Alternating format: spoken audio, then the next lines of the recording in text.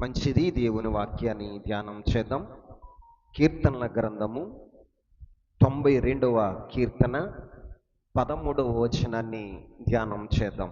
కీర్తనలు.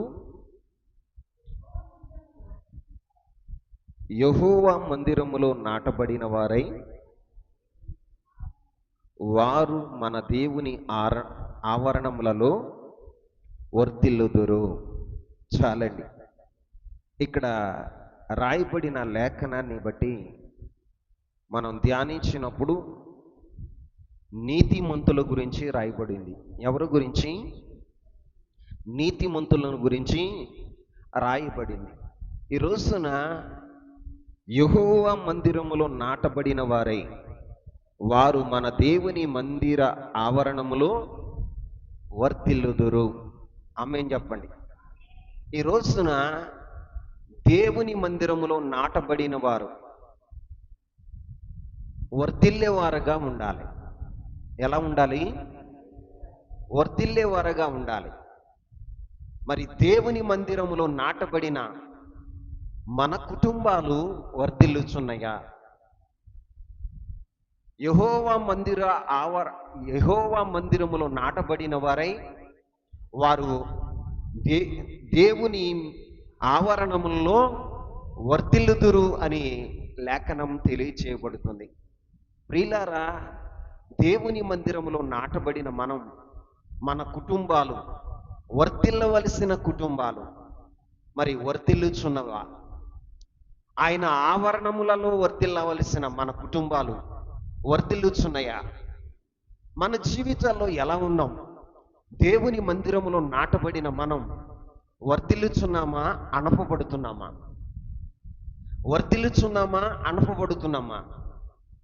ఈ రోజున ఒకసారి మీరు గమనించండి.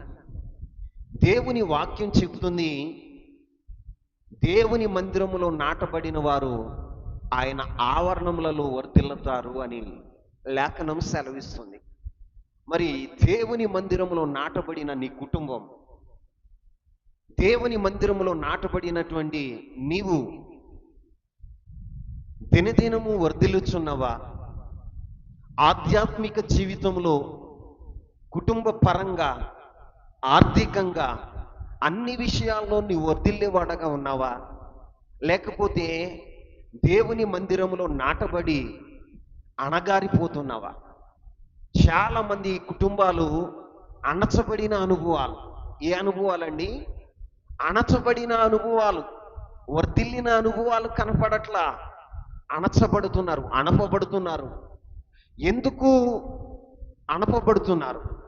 దేవుని మందిరములో వర్ధిల్లవలసిన వారు, దేవుని మందిరములో వర్ధిల్లవలసిన వారు ఎందుకు అనపబడుతున్నారు? ఎందుకు అనపబడుతున్నారండి? దినదినము అన్ని విషయాల్లో వర్ధిల్లవలసిన వారు దినదినము వర్ధిల్లి దేవుని సన్నిధిలో ప్రబలవలసిన వారు ఎందుకు అనపబడుతున్నారు? ఎందుకు అనపబడుతున్నారు?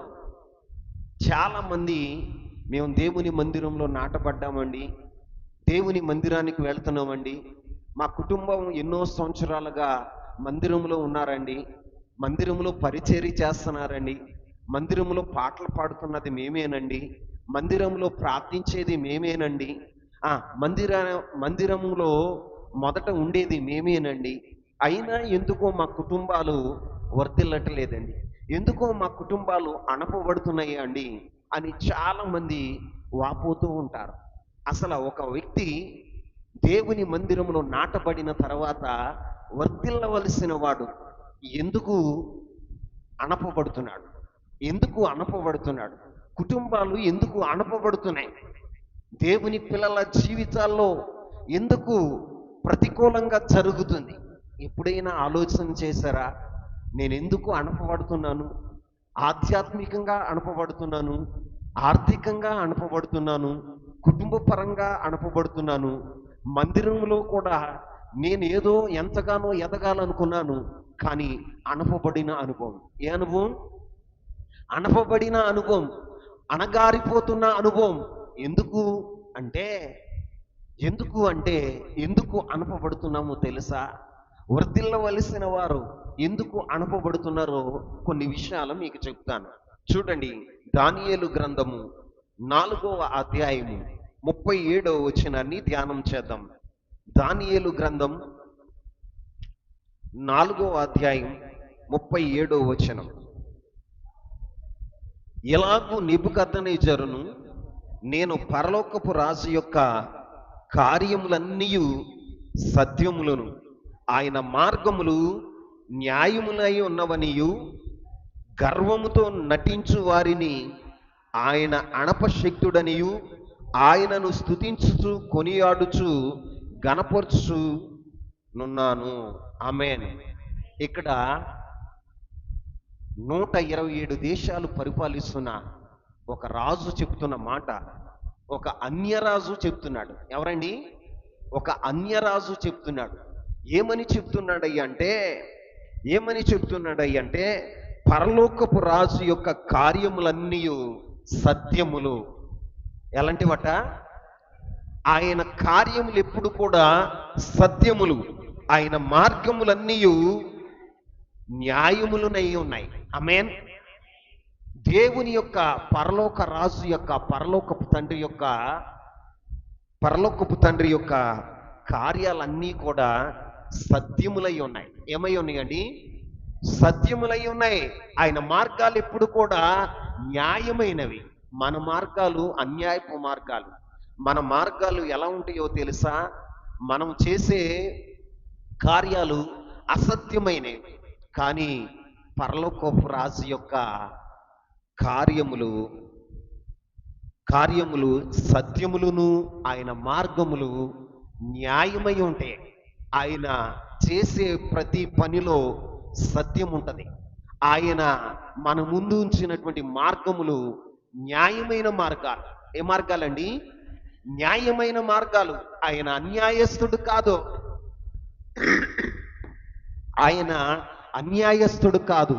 ఒకరిని ఒకలాగా ప్రేమించే స్వభావం ఆయనకి లేదు. ఆయన న్యాయవంతుడు, న్యాయాధిపతి. ఆయన సత్యవంతుడు. ఎలాంటి వాడు? సత్యవంతుడు. ఆయన కార్యాల్లో సత్యం ఉంటుంది, ఆయన మార్గాల్లో న్యాయం ఉంటుంది. ఈ రోజున దేవుని సన్నిధిలో ఉన్న మన జీవితాలు దినదినము వర్ధిల్లవలసిన మన జీవితాలు ఎందుకు అణపబడుతున్నాయి, అణిచివేయబడుతున్నాయి అంటే, ఇక్కడ నెబుకద్నెజర్ రాజు 2 సత్యాలను మనకు చెబుతున్నాడు. ఎన్ని? 2 సత్యములను మనకి ఆయన తెలియజేస్తున్నాడు. మొదటిది ఏంటి అంటే, గర్వముతో ఉండేవారిని. ఎవరు? గర్వంతో ఉండేవారిని ఆయన అణిచివేసేవాడుగా ఉంటాడు. ఈ రోజున చాలా మంది గర్వాన్ని కంఠహారంగా ధరిస్తున్నారు. ఎందుకయ్యా నీ గర్వం అంటే, నేను అందంగా ఉన్నాననే గర్వం. నీకెందుకయ్యా గర్వం అంటే, నేను విస్తారమైన ఆస్తి కలిగిన వాడని అని గర్వం. ఎందుకయ్యా నీకు గర్వం అంటే, ఏమని చెప్తావో తెలుసా? వీళ్ళందరికంటే నేనే జ్ఞానవంతుణ్ణి. ఏమంటావు? వీళ్ళందరికంటే నేనే జ్ఞానవంతుడననే గర్వం. ఎందుకు నీకు గర్వం అంటే, వీరందరి మీద నేనే భక్తిపరుణ్ణి. ఏమని గర్వం అండి? భక్తి కొంచెం చేశారనుకోండి, భక్తిని చూసిన గర్వం. ఈ రోజున కొంచెం ధనం ఉందనుకోండి, ధనాన్ని చూసి గర్వం. కొంచెం ఒక మంచి ఉద్యోగం ఉందనుకోండి, ఉద్యోగాన్ని చూసుకునే గర్వం. ఈ రోజున మన జీవితాల్లో ఎందుకు అణపబడుతున్నామయ్యా అంటే, మనలో ఉన్న గర్వమే మనల్ని అణిచివేస్తుంది. ఏం చేస్తుంది? మనల్ని అణిచివేస్తుంది. నిజంగా నీవు అణిచివేయబడటానికి కారణం ఏంటో తెలుసా? నీవు దేనినో చూసుకుని గర్విస్తున్నావు. ఏం చూసుకుని గర్విస్తున్నావు? నీ భక్తినా, నీ విశ్వాసాన్న, నీ ధనాన్న, నీ బలాన్న, లేకపోతే నీ జ్ఞానాన్న, నీకున్న వెండి బంగారాలను చూసుకుని నీవు గర్విస్తున్నావా? చాలా మంది దేవుని మందిరంలో ఉండి కూడా గర్వం. ఏంటండి? గర్వం. ఎంత గర్వం అయ్యా అంటే, వారి వృత్తిని బట్టి గర్వం, వారి యొక్క ఉద్యోగాన్ని బట్టి గర్వం, వారికి ఉన్నటువంటి ఆస్తిపాస్తులను బట్టి గర్వం. ఈ రోజున చూడండి, కొంచెం తోలు తెల్లగా ఉంటే నా నా అంత నా అంత అందగాడు లేడు, నా అంత అందగత్తె లేదు అనేటువంటి గర్వం. ఈ రోజున నీవు ఏదో ఒక గర్వంతో దేవుని సన్నిధిలో ఉంటున్నావు కాబట్టి నీ జీవితంలో అణపబడుతున్నావు. నీవు అణపబడటానికి కారణం ఏంటో తెలుసా? గర్వం. ఏంటండి? గర్వం. ఒక రోజున బైబిల్లో ఉజ్జియా అనేటువంటి ఒక మహారాజు ఉన్నాడు. ఎవరు? ఉజ్జియా అనే మహారాజు. ఆ ఉజ్జియా అనే మహారాజు ఏం జరిగిందో తెలుసా? దేవుడు ఆయన్ని ప్రేమించి క్రమక్రమంగా అభివృద్ధి చేశాడట. ఏం చేశాడు? క్రమక్రమంగా అభివృద్ధి చేశాడట. ఆయనకి దేవుడు సహాయకుడుగా ఉండి ఆయన దక్షిణహస్తం ఆయనకి సహాయం చేస్తూ దినదినము వృద్ధి చేస్తే ఆయన స్థిరపడిన తర్వాత గర్వించిన వాడుగా ఉన్నాడు. ఏం చేశాడండి? గర్వించిన వాడుగా ఉన్నాడు. చాలా మంది మొదట్లో చాలా భక్తిగా ఉంటారు, చాలా వినయంగా ఉంటారు, చాలా విధేయత చూపిన వారుగా ఉంటారు. కానీ దేవుడు స్థిరపరిచిన తర్వాత ఏం చేసిన తర్వాత అండి? స్థిరపరిచిన తర్వాత వారి జీవితంలో ఏమవుతారయ్య అంటే గర్వించేవారుగా ఉంటారు. ఈ రోజున నువ్వు దేన్ని బట్టి గర్విస్తున్నావు? దేవుని సన్నిధిలో ఉన్న నీవు దేనిని బట్టి గర్విస్తున్నావు? ఈ రోజున నువ్వు అణపబడటానికి కారణం ఏంటో తెలుసా? నీ గర్వమే. ఏంటండి? నీ గర్వమే. ఈ రోజున నీ గర్వం నీకు తెలియకుండా అణిచివేస్తున్నాయి, నిన్ను అణిచివేస్తున్నాయి. చాలా మంది అనుకుంటారు మేము భక్తిగా ఉంటున్నాం, మేము దేవుని మందిరానికి వెళ్తున్నాం, క్రమాలన్నిటిలో పాల్గొంటున్నాం, విడనాడక ప్రార్థన చేస్తున్నాం, ఎందుకు మా జీవితాలు ఎలా ఉంటున్నాయి అంటే నీలో ఏదో తెలియని గర్వం ఉంది. నీలో ఏదో తెలియని గర్వం ఉంది. ఆ గర్వాన్ని బట్టి నువ్వేమవుతున్నావో తెలుసా? అణపబడుతున్నావు. ఏం చేస్తున్నావు? అణపబడుతున్నావు. దేవుని సన్నిధిలో వర్ధిల్లవలసిన నీవు, దినదినము వర్ధిల్లవలసిన నీ జీవితంలో నీవేమవుతున్నావో తెలుసా? అణపబడేవాడుగా ఉంటున్నావు. ఎందుకయ్యా నువ్వు అణపబడుతున్నావు అంటే నీలో ఉన్న గర్వమే. గర్వాన్ని కంఠాహారంగా వేసుకున్నావు. ఎలా వేసుకున్నావు? కంఠాహారంగా వేసుకున్నావు. నేనే పాటగాడిని, నేనే ఆరాధికుని, నేనే ప్రసంగికుని, నా జీవితంలో నాకన్నా గొప్పవారు ఎవరూ లేరు, ఈ మందిరానికి వచ్చిన వారిలో అందరిలో నేనే గొప్పవాడిని, గొప్పదాన్ని అనుకుంటూ నీవు నీ గొప్పదనాన్ని చూసి, నీ జ్ఞానాన్ని చూసి, నీ యొక్క ధనాన్ని చూసి, నీ బలాన్ని చూసి నువ్వు గర్వించిన వాడగా ఉంటున్నావేమో. ఆ గర్వాన్ని బట్టే దేవుని సన్నిధిలో అణపబడుతున్నావేమో. ఒకసారి గ్రహిస్తున్నావా? ఎందుకు దేవుని సన్నిధిలో నాటబడిన నీవు, నీ కుటుంబం వర్ధిల్లట్లేదు అంటే అర్థం ఏంటో తెలుసా? నీవు గర్విస్తున్నావు. ఏం చేస్తున్నావు? గర్విస్తున్నావు. ఆత్మీయ గర్వం ఉంది. నేనే ప్రార్థన చేస్తాను, నేనే పాట పాడతాను, నేనే పరిచర్య చేస్తాను, నేనే దైవజనుని పలకరిస్తాను, నేనే దేవుని మందిరములో వాయిద్యాలు వాయిస్తాను, నాకంటే ఇంకెవ్వరు గొప్పవారు లేరు అనేటువంటి గర్వం. ప్రియమైన సహోదరుడా, సహోదరి, మన జీవితాలు వర్ధిల్లాలి అంటే మనలో గర్వం ఉండకూడదు. ఏముండకూడదు చెప్పండి? గర్వం ఉండకూడదు. ఆత్మీయుల్లో గర్వం అనేది ఉండకూడదు. ఈ రోజున చాలా మందిని మీరు చూడండి, ఎంతో గర్వంగా ఉంటారు. ఎంత గర్వం అయ్యా అంటే కొంతమంది బైబిల్లో ఒక మాట రాయబడి ఉంటుంది. సియోను కుమార్తెలను గురించి ఒక మాట రాయబడి ఉంటుంది. చూడండి, యెషయా గ్రంథం 3వ అధ్యాయం 16వ వచనం. యెహోవా ఎలాగూ సెలవిచ్చినదేమనగా, సియోను కుమార్తెలు గర్విష్ఠురాండ్లై మెడచాచి నడుచుచు, వారచూపులు చూచుచు, కులుకుచు, నడుచుచు తమ కాళ్ళ గజ్జెలను మోగించుచున్నారు. సియోను కుమార్తెల యొక్క నడినెత్తిని బోడి చేయుచు యెహోవా వారి మానములను బయలుపరుచుచున్నాడు. చాలండి చాలండి. ఇక్కడ రాయబడినటువంటి మాటలు ఏంటంటే సియోను కుమార్తెలను గురించి రాస్తున్నాడు. ఏ కుమార్తెలు? సియోను కుమార్తెలు అంటే అర్థం ఏంటో తెలుసా? ప్రభు రాకడ కొరకు సిద్ధపడినటువంటి సంఘం.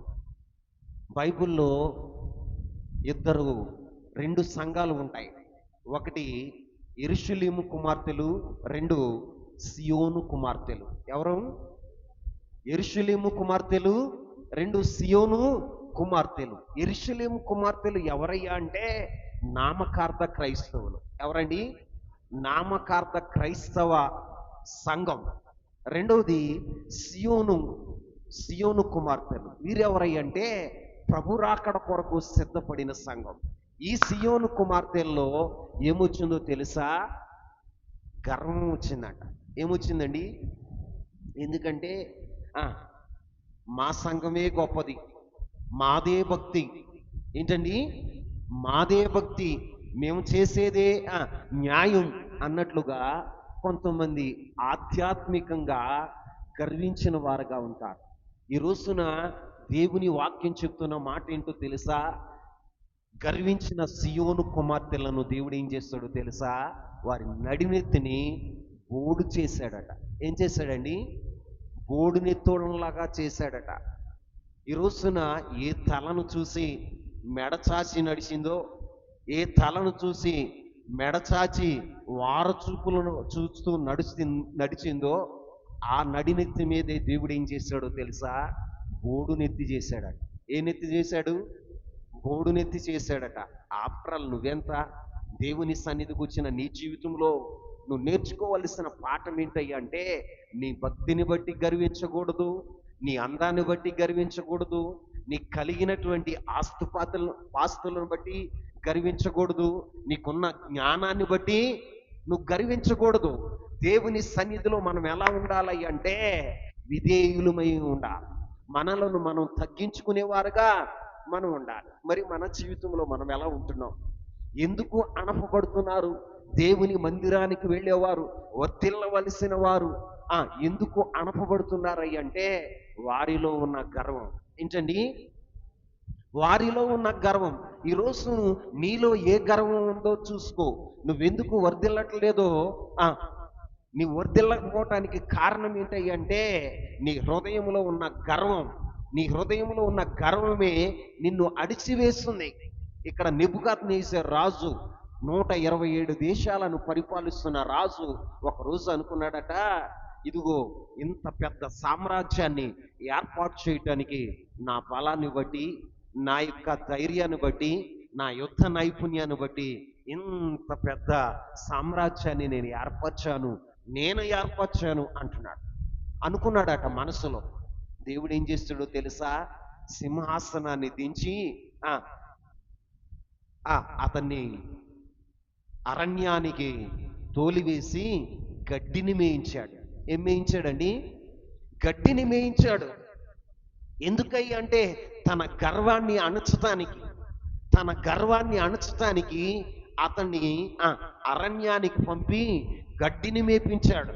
ఈ రోజున దేవుని పిల్లలమైన మనం నేర్చుకోవలసిన పాఠం ఏంటంటే దేవుని సన్నిధిలో మనం వర్ధిల్లలేకపోవటానికి కారణం ఏంటంటే మనలో ఉన్న గర్వం మనల్ని అణిచివేసేదిగా ఉంటుంది.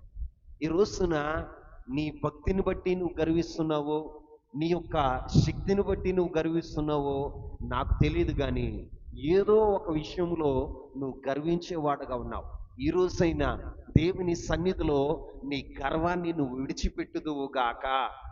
నువ్వు విడిచిపెట్టగలిగితే నా దేవుడు ఏం చేస్తాడో తెలుసా? నిన్ను వర్ధిల్ల చేసేవాడుగా ఉంటాడు. ఆయన వినయ మనసు గల వారి దగ్గర నివసించి వారిని ఏం చేస్తాడో తెలుసా? హెచ్చించేవాడుగా ఉంటాడు. ఏం చేస్తాడండి? హెచ్చించేవాడుగా ఉంటాడు. మరి మన జీవితంలో ఎలా ఉంటున్నాం? ప్రతి విషయంలో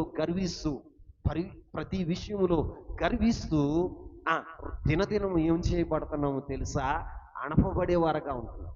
మనం అణగారిపోవటానికి కారణం ఏంటంటే ఎవరో తప్పిదం కాదు, ఎవరో తప్పిదం చేయట్లా.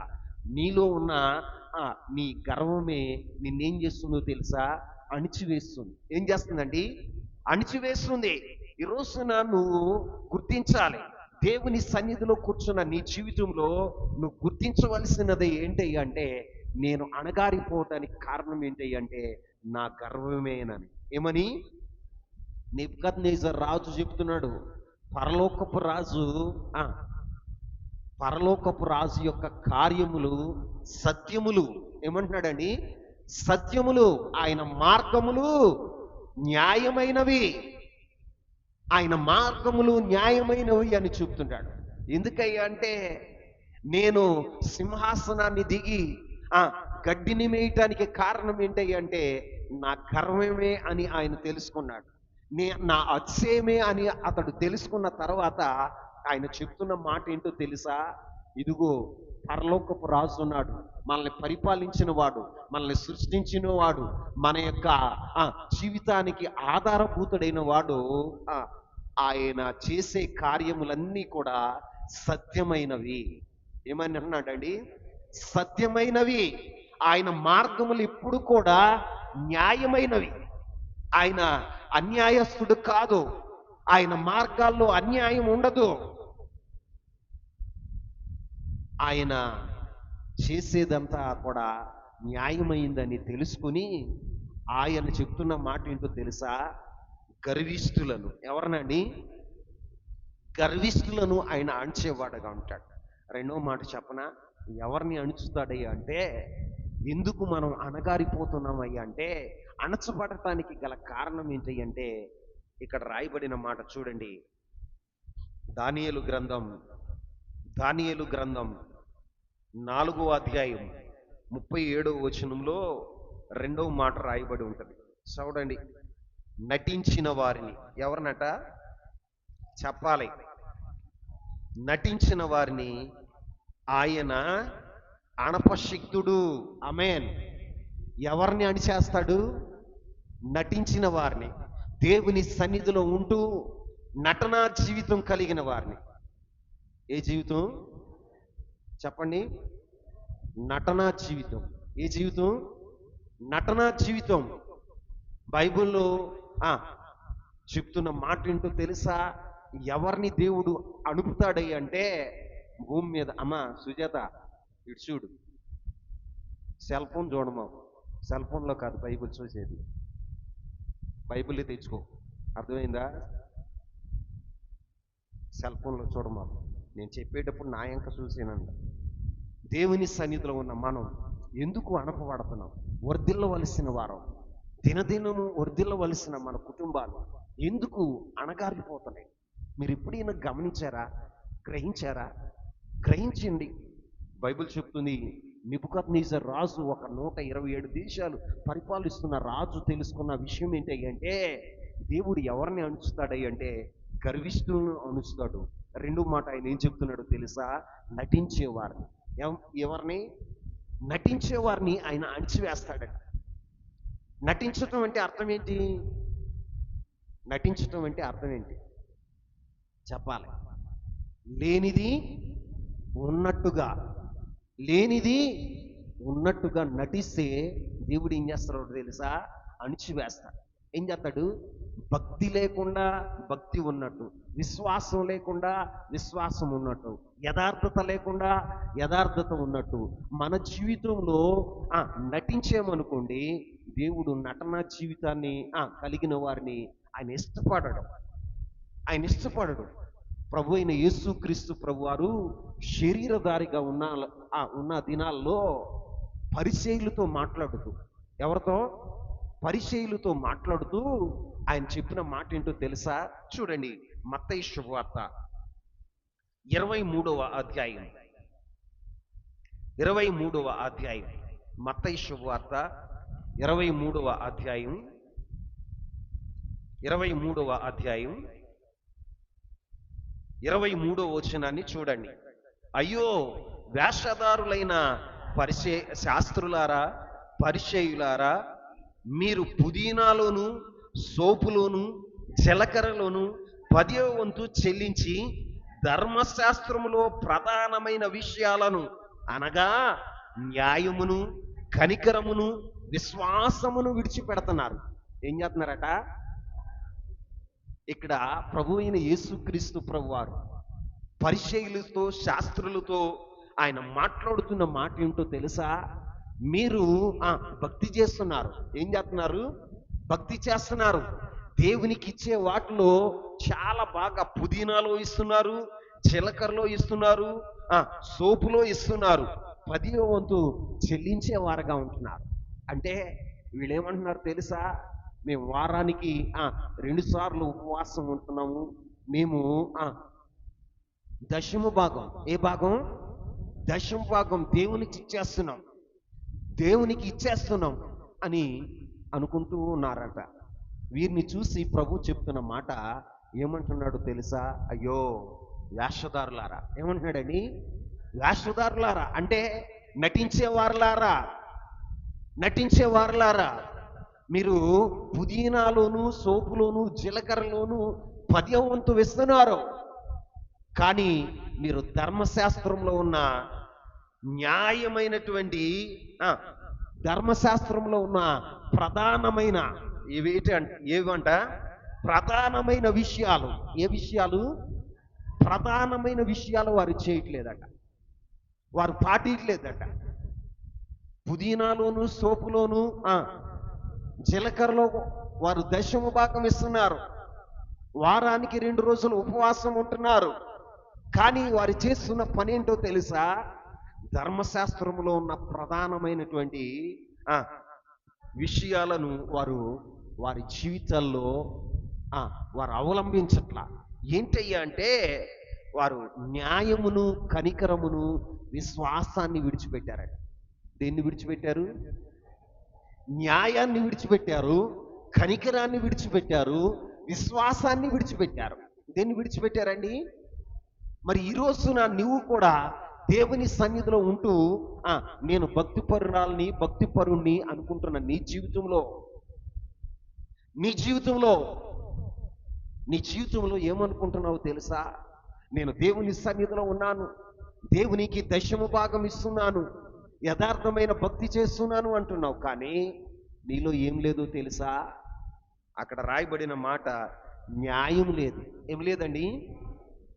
అంత అన్యాయమే, అక్రమమే. నీలో జరుగుతున్నదంతా కూడా అన్యాయం. న్యాయం అనేది లేదు. ఎవరి మీద కనికరపడవు. కనికరపడవు. ఇంకా రాయబడిన మాట ఏంటో తెలుసా? అసలు విశ్వాసమే లేదు. మందిరానికి వస్తావు కానీ నా దేవుడి కార్యం చేస్తాడని దేవుని మీద విశ్వాసం లేదు. నీ మీద నీకు విశ్వాసం ఎక్కువ. నేను చేయగలను, నేను పాడగలను, నేను ఇవ్వగలను, నేనేదో చేయగలను అంటే నీ మీద ఉన్న విశ్వాసం దేవుని మీద లేదు.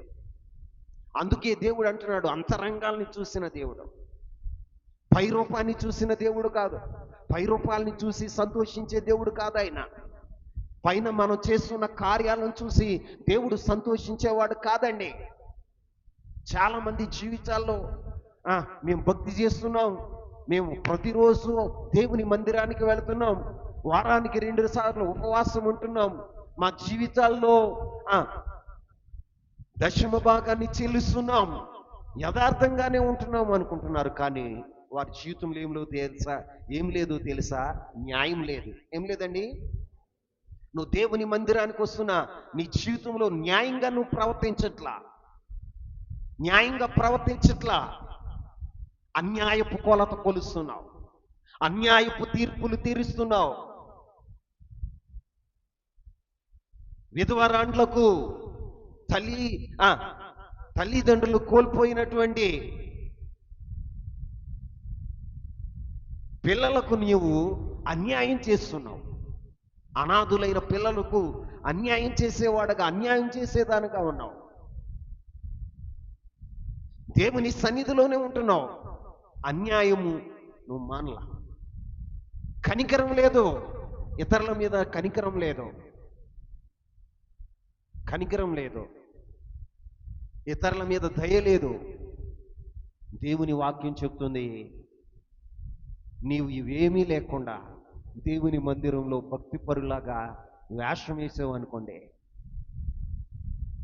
క్రోధాన్ని చూపిస్తూ, ఇతరుల మీద కోపపడిపోతూ, ఇతరులను చూసి అసూయపడిపోతూ, ఇతరులను చూసి మత్సరపడిపోతూ దేవుని మందిరంలో ఏదో భక్తిపరులాగా నువ్వు వేషం వేసుకుంటే దేవుడు ఏమంటాడో తెలుసా? నటించే వారిని దేవుడు అణుస్తాడట. ఏం చేస్తాడు? అణుచుటకు శక్తిమంతుడైన. ఎందుకు దేవుని మందిరములో నాటబడిన వారు అణపబడుతున్నారు? దేవుని మందిరానికి వెళ్ళిన వారే ఎందుకు అణపబడుతున్నారై అంటే వారి జీవితాల్లో గర్వం పోలా. ఏం పోలా? గర్వం పోలా. నీ జీవితంలో ఎందుకు నువ్వు అణపబడుతున్నావు? అణపబడుతున్నావు అంటే నీలో వేషధారణ పోలా, అంటే నటించే నటన జీవితం పోలా. ఏం పోలేదండి? నటన జీవితం పోలా. నటిస్తావు, ఏ ఎండకి ఆ గొడుగు పడతా ఉంటావు. నటించకూడదు, యథార్థంగా ప్రవర్తించాలి, యథార్థంగా మాట్లాడాలి, ఇతరులపైన కనికరం చూపాలి, ఇతరులకు న్యాయం తీర్చేవాడుగా ఉండాలి. ఇవి మానేసావు. ఇవి మానేసి దేవుని మందిరంలో భక్తిపరురాల్లాగా చలామణి అయిపోతున్నావు. అంతరంగాన్ని చూసిన దేవుడు ఏం చేస్తాడో తెలుసా? నిన్ను అణుస్తాడు. ఏం చేస్తాడు?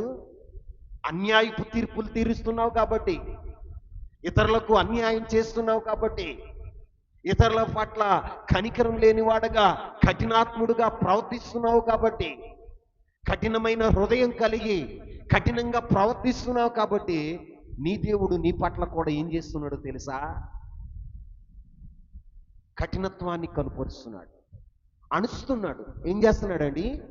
అణుస్తున్నాడు. ఇక్కడ రాయబడిన మాట ఏంటో తెలుసా? మత్తయి శుభవార్తలో ఇంకొక మాట కూడా రాయబడి ఉంటది. అక్కడ రాయబడిన మాట ఏంటయ్యా అంటే, అయ్యో వేషధారులైన శాస్త్రులారా, పరిచయులారా, మీ గిన్నెలను వెలుపల శుద్ధి చేసుకుంటున్నారు, కానీ అవి లోపల దోపుతోనూ అజితేంద్రియంతో నింపబడి ఉన్నాయి. ఏంటంట? అజితేంద్రియంతో, దోపుతోనూ అజితేంద్రియంతో నింపబడింది. వారు ఏం చేస్తున్నారు? వారు భోజనం చేసేటప్పుడు స్నానం చేస్తారు. ఏం చేస్తారని? స్నానం చేస్తారు. వారు భోజనం చేసేటప్పుడు పళ్ళెమును వెలుపల కడుగుతారట. ఎక్కడ కడుగుతారు? వెలుపల కడుగుతారట.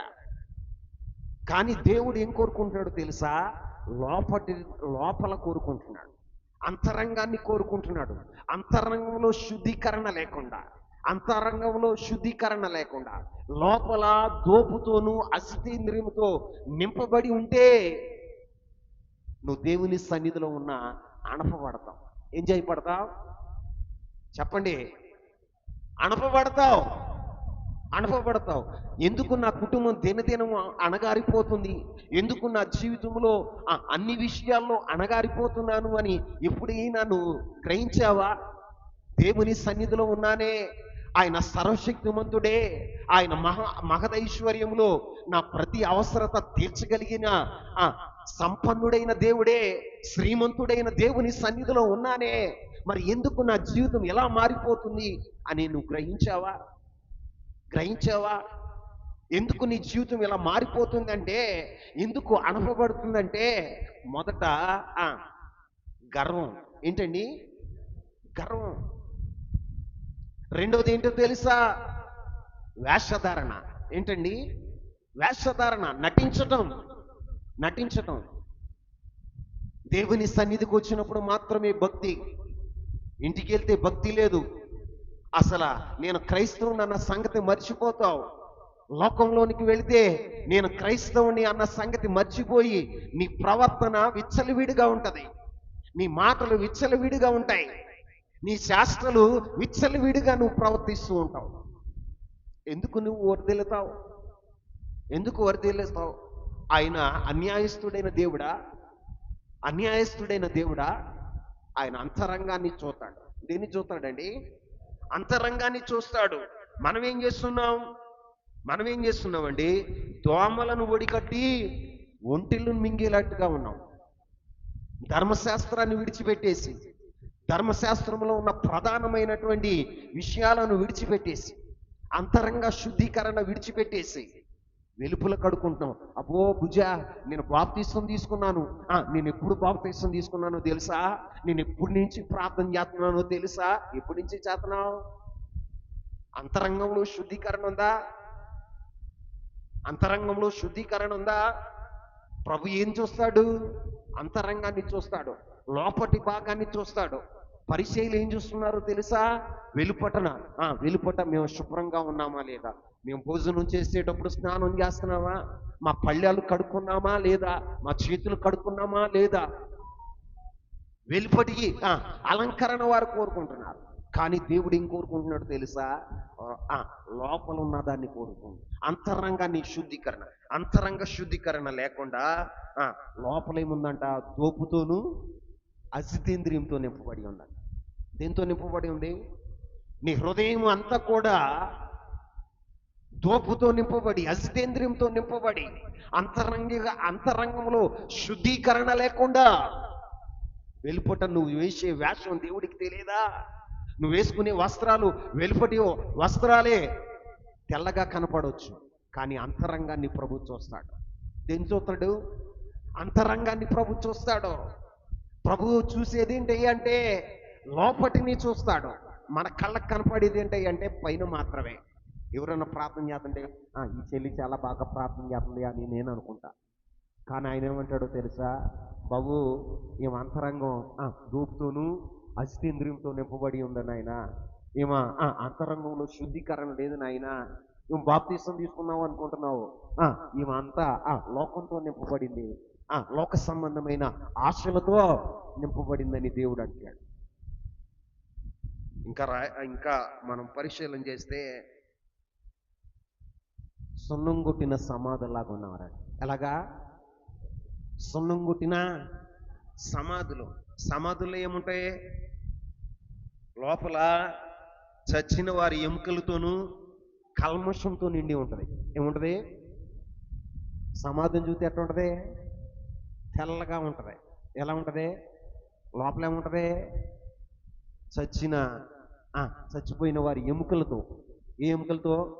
అట్లాగే నీ జీవితంలో కల్మషంతో నింపబడ్డావు, అసూయతో నింపబడ్డావు, ద్వేషంతో నింపబడ్డావు, కోపంతో నింపబడ్డావు. నీ హృదయాంతరంగంలో ఏముందయ్యా అంటే దేవుడు చూస్తున్నాడు, అంతా కల్మషమే. ఏంటండి?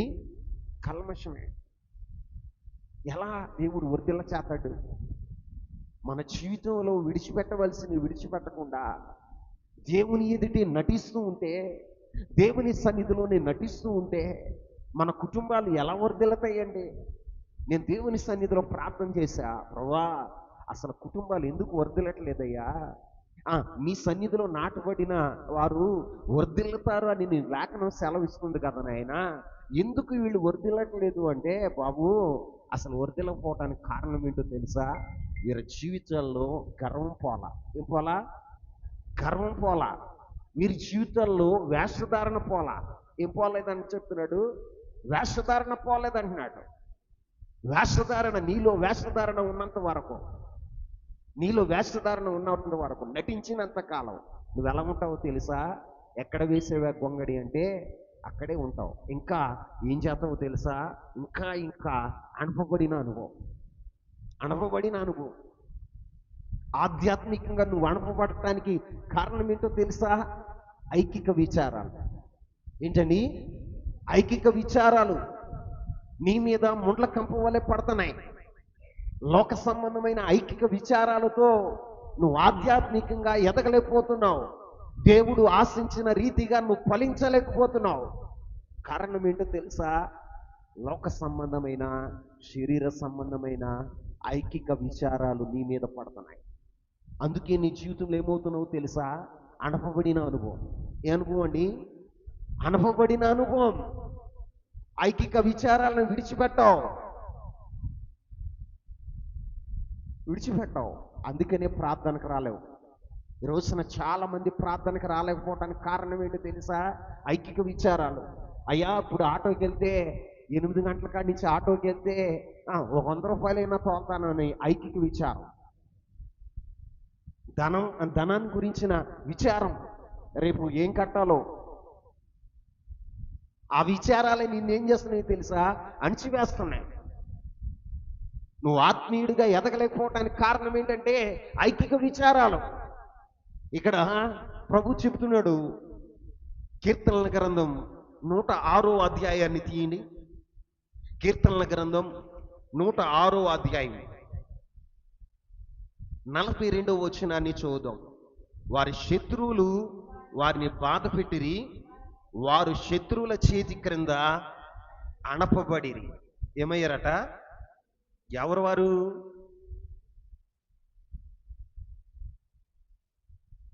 దేవుని స్వాస్థ్యమైన దేవుని ప్రజలు. ఎవరండి?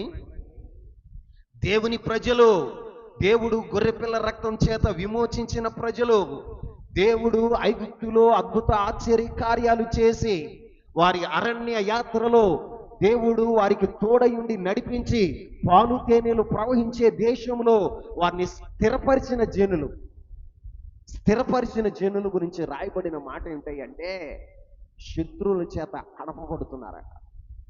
దేవుడే అణిచేస్తున్నాడు, శత్రువుల చేతికి అప్పగించాడు. ఎందుకు అప్పగించాడో తెలుసా? నువ్వు అణగారిపోవటానికి నీ శత్రువులకు దేవుడు ఎందుకు అప్పగిస్తున్నాడో తెలుసా? నీలో ఉన్నది ఏంటో తెలుసా? చూడండి, 35వ వచనాన్ని చూద్దాం.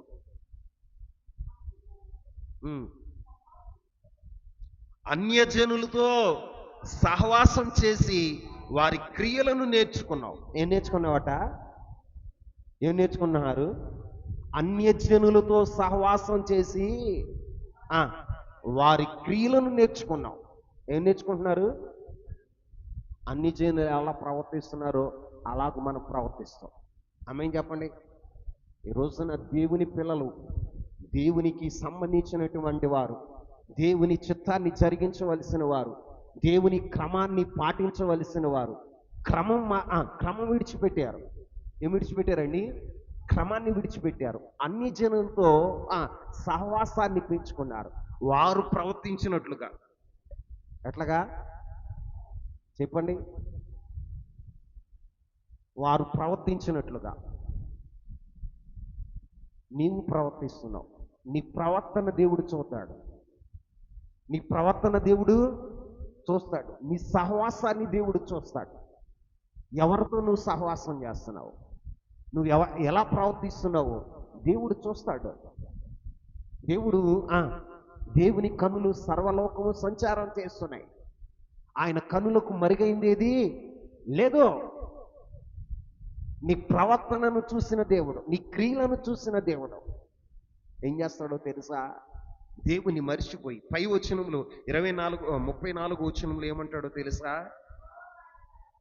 యెహోవా వారికి ఆజ్ఞాపించినట్లు వారు అన్యజనులను నాశనము చేయకపోయేరి.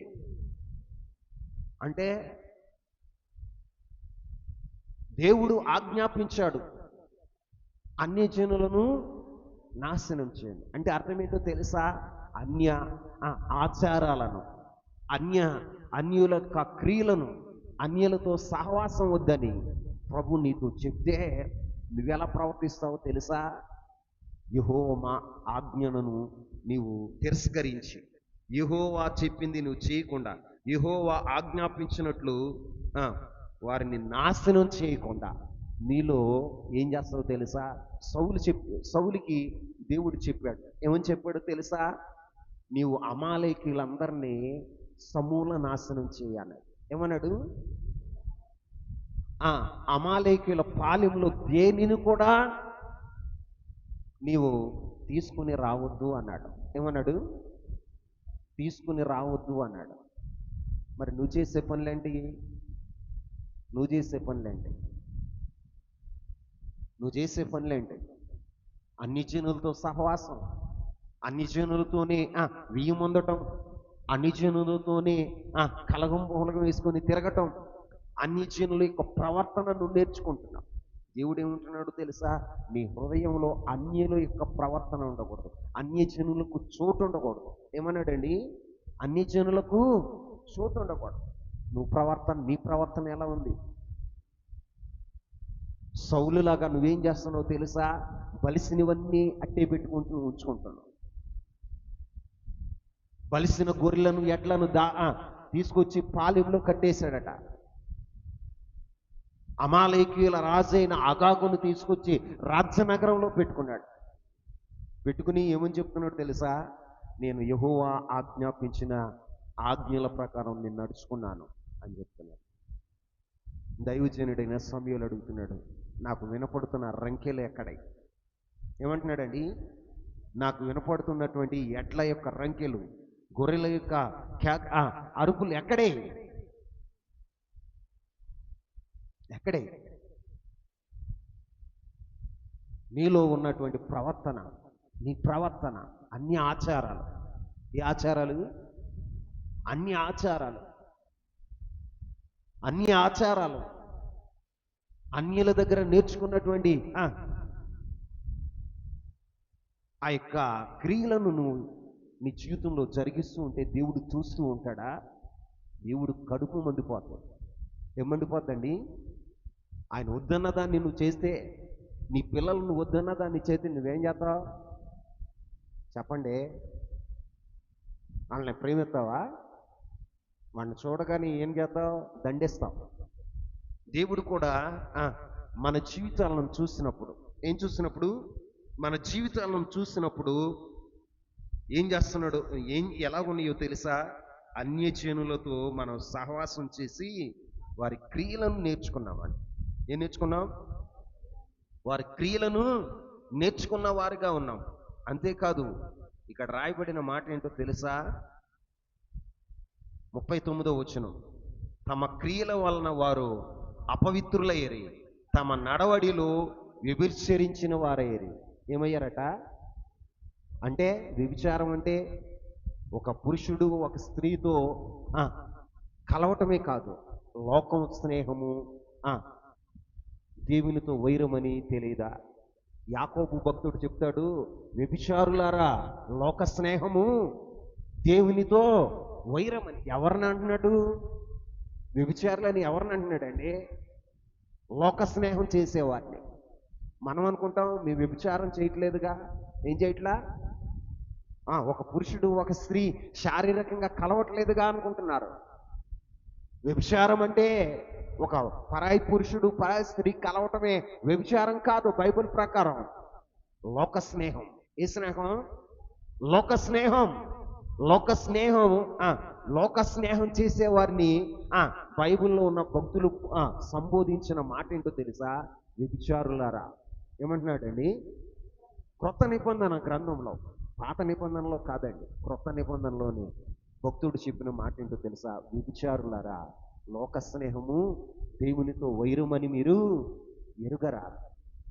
మరి ఈ రోజున మనం వ్యభిచార క్రియలు చేస్తూ, అంటే లోక సంబంధమైన క్రియలు చేస్తూ, లోక సంబంధమైన ఆచారాలు మనం చేస్తూ ఉంటే మనం దేవుని దృష్టికి ఎలా కనపడతాం?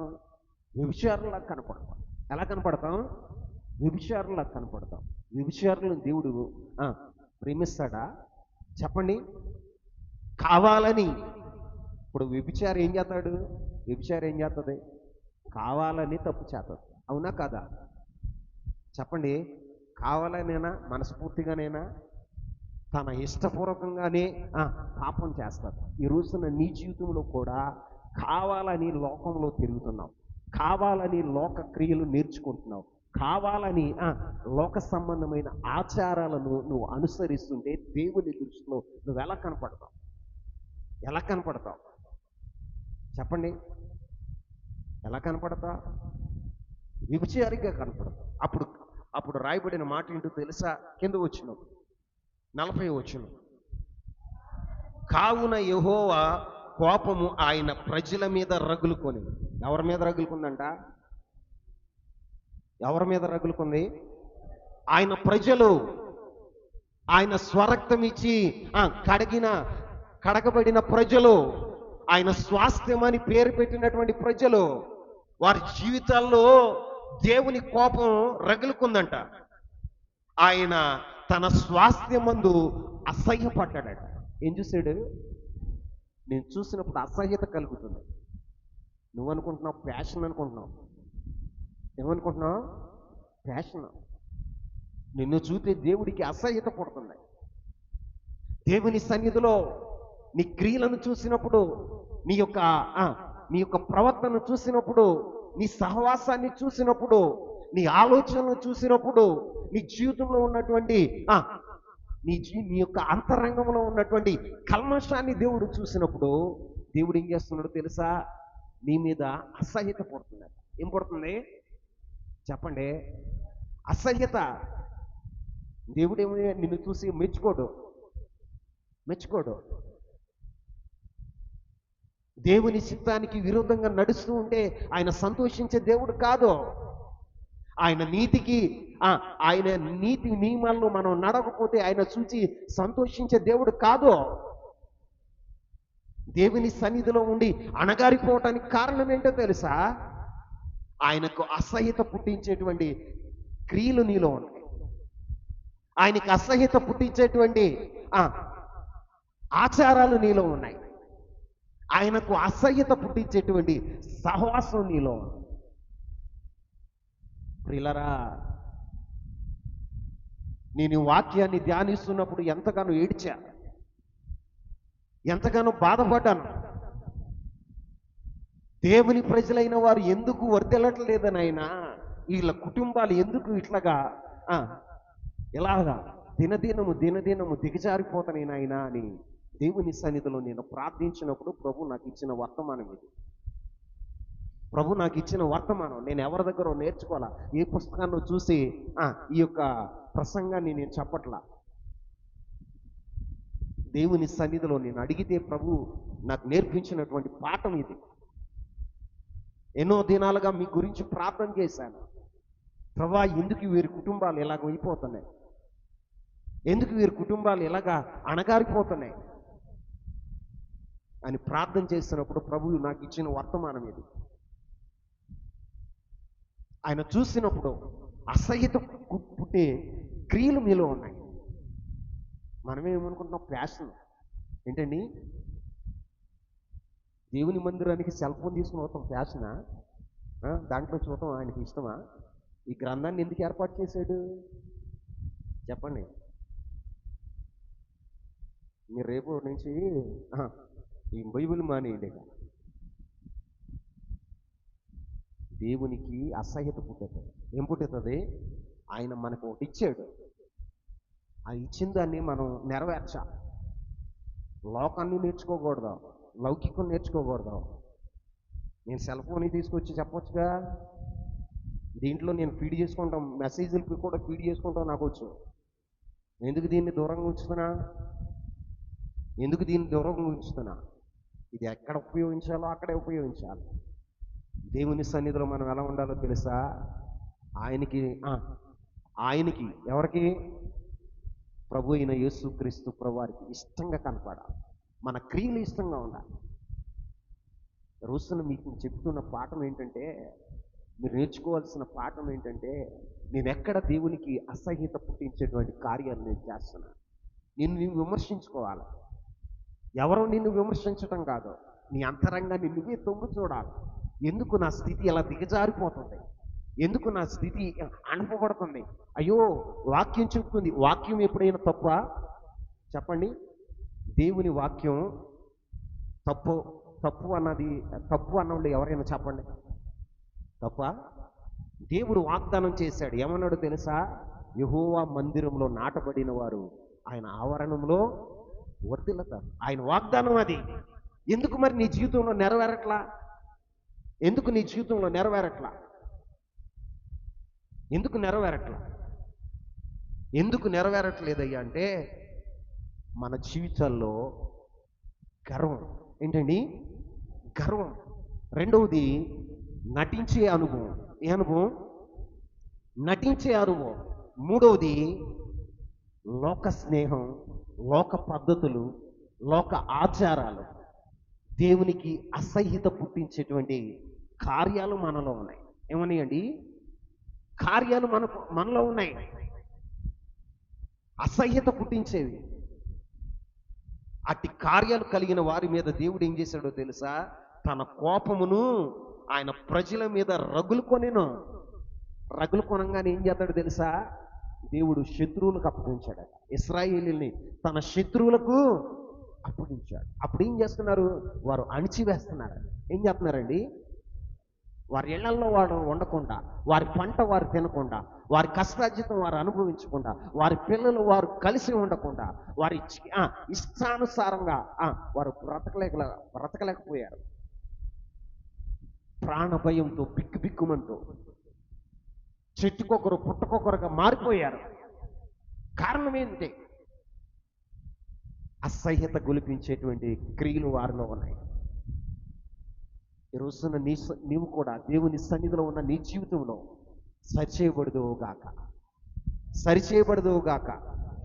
దేవుడు నిన్ను చూసినప్పుడు నీపైన ఏం కలగాలో తెలుసా? జాలి కలగాలి. ఏం కలగాలి? దయ కలగాలి. ఎలా కలుగుతుంది? బైబిల్లో 3 విషయాలు చెప్తా. చెప్పనా వద్దా? చెప్పండి. మనం వర్ధిల్లాలి అంటే, వర్ధిల్లటానికి కూడా 3 సూత్రాలు చెప్తా. 3 సూత్రాలు చెప్తా. అవేంటో తెలుసా? చూడండి. ప్రభు అయిన యేసుక్రీస్తు ప్రభువారు శరీరధారిగా ఉన్నప్పుడు ఆయన గురించి రాయబడిన మాట ఏంటో తెలుసా? లూకా శుభవార్త 2వ అధ్యాయం 52వ వచనం చదవండి. యేసు జ్ఞానమందు, వయస్సునందు, దేవుని దయనందును, మనుషుల దయందును వర్ధిల్లుచుండెను. ఆమేన్. ఇక్కడ ప్రభు అయిన యేసుక్రీస్తు ప్రభు వారి గురించి రాయబడిన మాట ఏంటో తెలుసా? ఇక్కడ రాయబడిన మాట ఏంటి అంటే, యేసుక్రీస్తు ప్రభువారు జ్ఞానమందు, వయస్సునందు, దేవుని దయ అందును, మనుషుల దయ అందును వర్ధిల్లుచుండెను.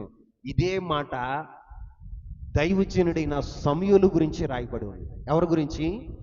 దైవజనుడైన సమూయేలు గురించి రాయబడి ఉంటుంది. చూడండి, 2వ సమూయేలు గ్రంథం 2వ అధ్యాయం 26వ వచనంలో,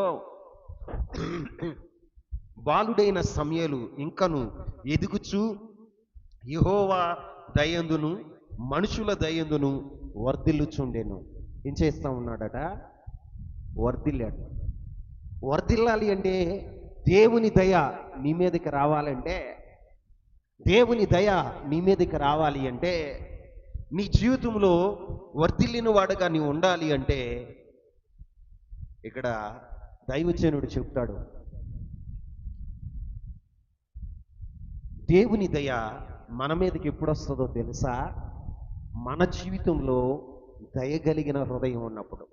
ఇప్పుడు ఇతరుల పైన మనం దయ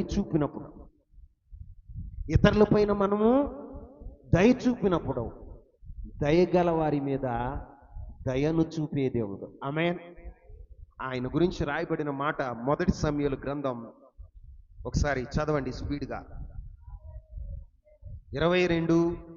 22వ అధ్యాయం 26వ వచనం. 1 సమూయేలు గ్రంథం 22వ అధ్యాయం 26వ వచనం.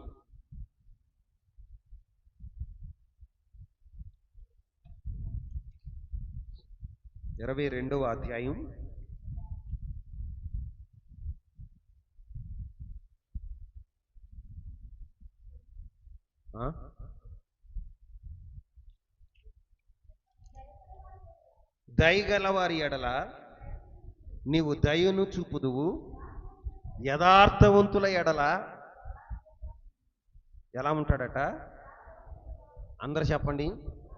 మన దేవుడు దయగల వారి ఎడల దయ చూపే దేవుడు, యథార్థవంతుల ఎడల నీవు యథార్థవంతుడుగా ఉందువు.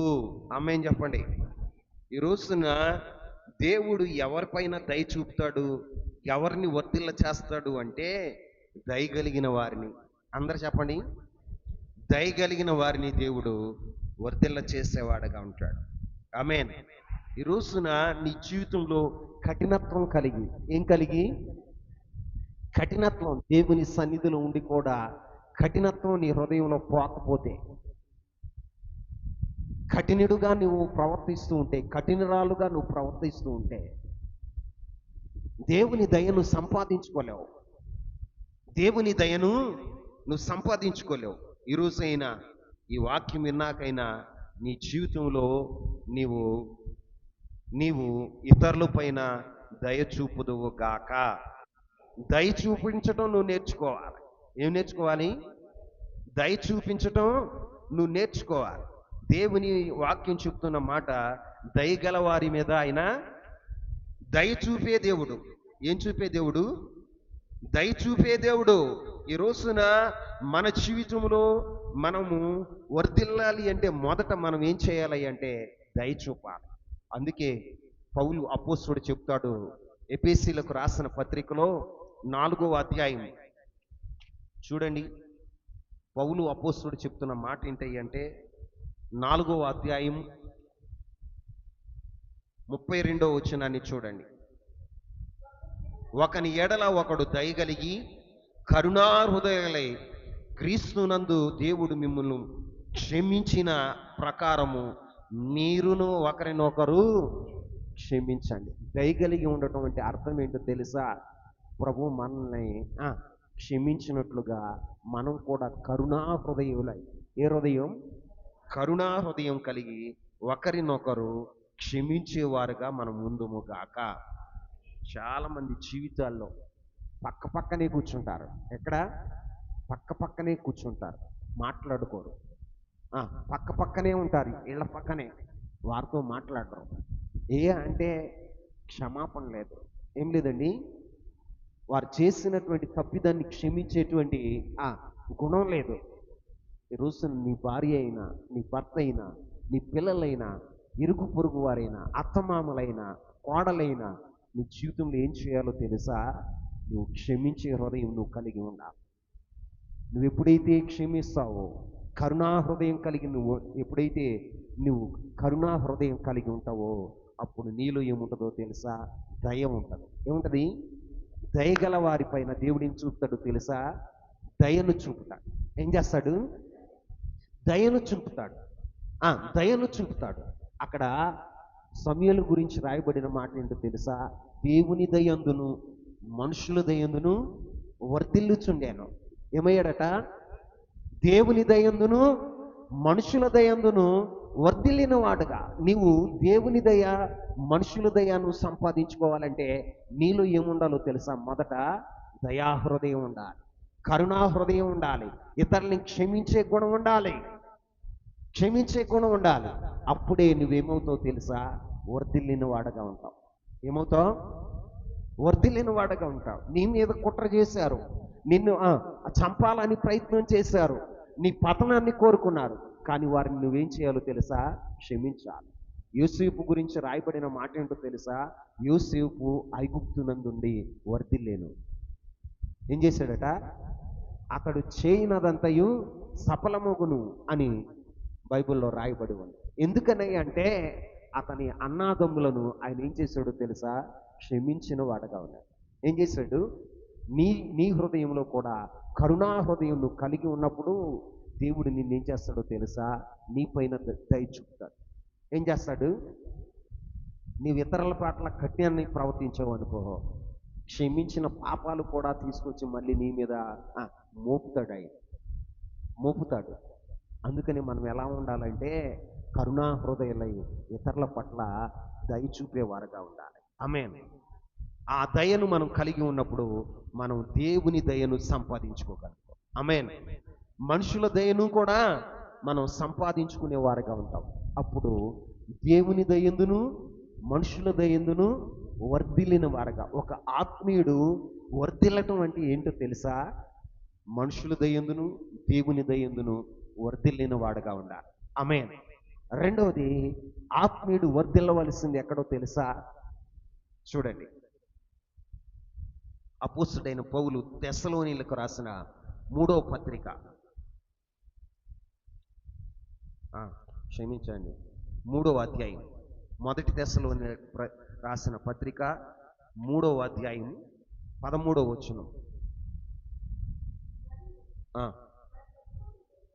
మన ప్రభు అయిన యేసు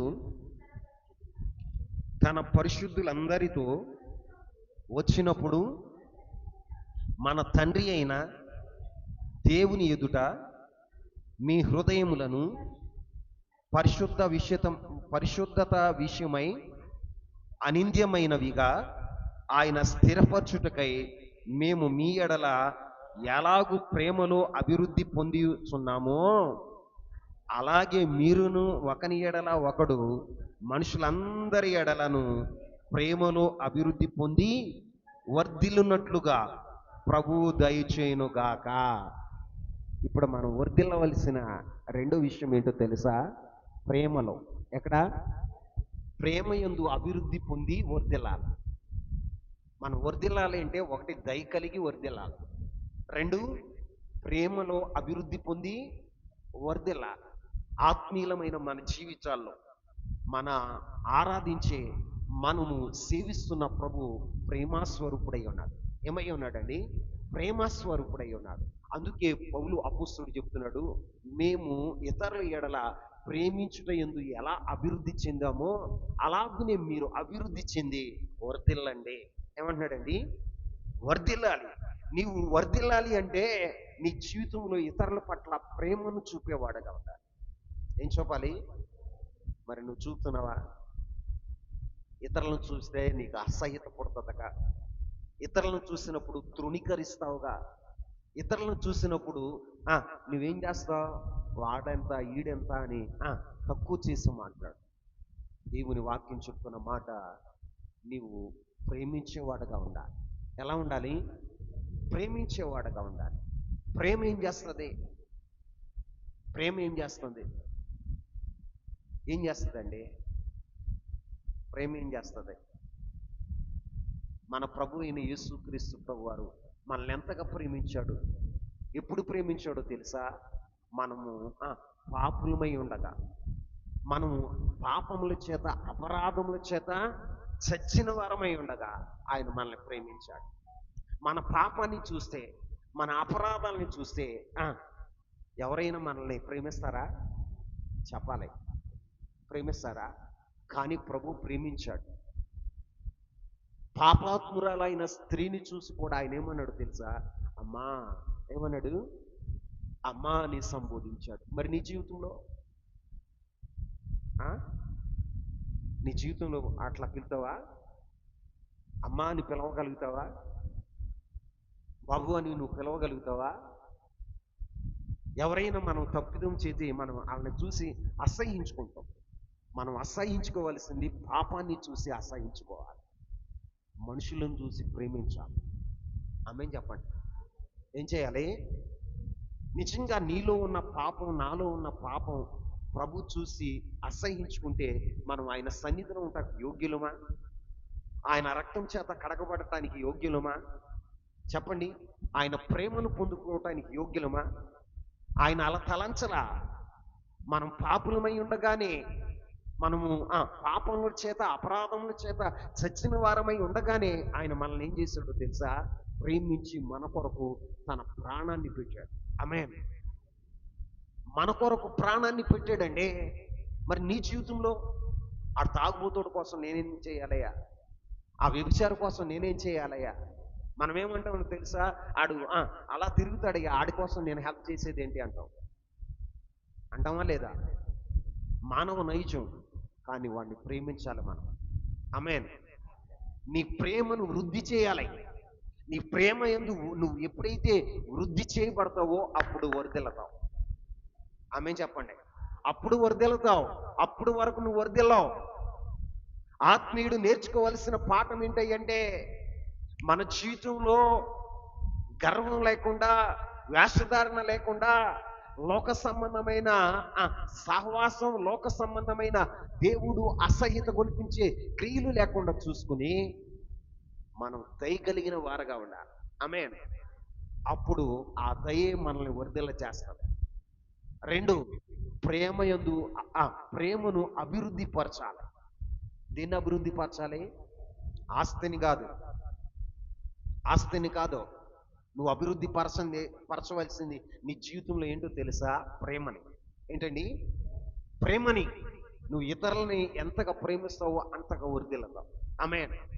నువ్వు ఇతరులని ఎంతగా అసహించుకుంటావో, ఇతరులని ఎంతగా నువ్వు వాళ్ళని చూసి అసహించుకుంటావో అంతగా అణచబడతా ఉంటావు, అంతగా అణచబడతా ఉంటావు. బైబిల్ చెప్తుంది, పౌలు అపోస్తుడు అంటున్నాడు, మేము ఎలాగైతే ప్రేమను అభివృద్ధి పొంది ఉన్నాము, మీరు కూడా ఒకని ఎడల ఒకడు ప్రేమను అభివృద్ధి పొంది వర్ధిల్లునట్లు. ఏమవునట్లు? ప్రేమను అభివృద్ధి పరుచుకుని మీరు వర్ధిల్లాలి. ఆమేన్. ప్రేమను అభివృద్ధి పరుచుకుని ఒక ఆత్మీయుడుగా, ఒక క్రైస్తవుడుగా దేవుని సన్నిధిలో ఉన్న నువ్వు ప్రేమస్వరూపుడుగా మారాలి. ఆమేన్. నీలో ప్రభువారి యొక్క ప్రేమ, దైవికమైన ప్రేమ ప్రజలు చూసినప్పుడు దేవుడు ఏం చేస్తాడో తెలుసా? నిన్ను వర్ధిల్ల చేసేవాడుగా ఉంటాడు. నీలో ప్రేమ లేనంత కాలం, కఠినుడుగా నువ్వు ఉన్నంత కాలం, ఇతరులను అసహించుకున్నంత కాలం, ఇతరులను ద్వేషించినంత కాలం నీలో నువ్వు అభివృద్ధి పొందే వర్ధిల్లే అనుభవాలు ఉండవు, వర్ధిల్లే అనుభవాలు ఉండవు. ఒక క్రైస్తవుడు, ఒక ఆత్మీయుడు ఎప్పుడు వర్ధిల్లుతాడై అంటే ప్రేమ యందు అభివృద్ధి పొందినప్పుడు అతడు వర్ధిల్లేవాడుగా ఉంటాడు. లేఖనం చెప్తున్న సత్యం, లేఖనం చెప్తున్న సత్యం, నీలో ప్రేమ లేనంత కాలం నువ్వు వర్ధిల్లవు. ఈ రోజైనా, ఈ రాత్రి అయినా ఒక నిర్ణయానికి రండి. ఇతరులను ప్రేమించడం నేర్చుకోండి. ప్రేమలో అభివృద్ధి చెంది మీరు వర్ధిల్లండి. ఆమేన్. మరొక మాట చెప్తా, మనం వర్ధిల్లాలి అంటే మొదట మనం చేయవలసింది ఏంటో తెలుసా? చూడండి, యోహాను రాసిన 3వ పత్రిక 2వ వచనాన్ని చదువుదాం. యోహాను రాసిన 3వ పత్రిక 2వ వచనం. ప్రియుడా, నువ్వు ఆత్మలో వర్ధిల్లుచున్న ప్రకారము అన్ని విషయాల్లో వర్ధిల్లుచు సౌఖ్యంగా ఉండవలనని ప్రార్థించుచున్నాను. ఆమేన్. ఆత్మీయుడు వర్ధిల్లాల్సింది మొదట ఎక్కడ వర్ధిల్లాలి? ఆత్మలో. ఎక్కడ? చెప్పండి అందరూ. పరిశుద్ధ ఆత్మలో వర్ధిల్లాలి. నువ్వు ఆత్మలో ఎంత వర్ధిల్లుతావో అన్ని విషయాల్లో కూడా నువ్వు వర్ధిల్లేవాడుగా ఉంటావు. ఆధ్యాత్మిక జీవితంలో ఎంతగా వర్ధిల్లుతావో అన్ని విషయాల్లో దేవుడు ఏం చేస్తాడో తెలుసా?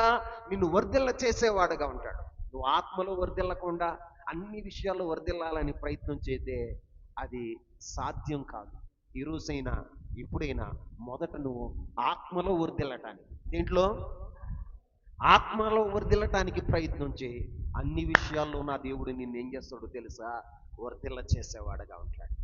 ఒక ఆత్మీయుడు వర్ధిల్లటానికి దేనికోసం ప్రాముఖ్యత ఇవ్వాలయ్యా అంటే నేను ఆత్మలో వర్ధిల్లాలని. దీంట్లో కానీ మనమే దేంట్లో వర్ధిల్లాలనుకుంటాం తెలుసా? ధనవంతులం అవ్వాలి, సామంతులం అవ్వాలి, భూమి మీద ఏవేవో సంపాదించి వర్ధిల్లాలనుకుంటాం. ఇవన్నీ వ్యర్థమే. ఇవన్నీ నీతో వచ్చేవి కావు. నీవు మొదట ఆత్మీయుడు అయితే ఆత్మకు ప్రాధాన్యత ఇస్తావు. దేనికి చెప్పండి? ఆత్మకు ప్రాధాన్యత ఇస్తావు. నీ జీవితంలో ఆత్మకు ప్రాధాన్యత ఇచ్చినప్పుడే నువ్వు అన్ని విషయాల్లో వర్ధిల్లుతావు. లేకపోతే నువ్వు భూ సంబంధిగా ఉండి భూ సంబంధమైన వాటిలో వర్ధిల్లాలని ప్రయత్నం చేస్తావు.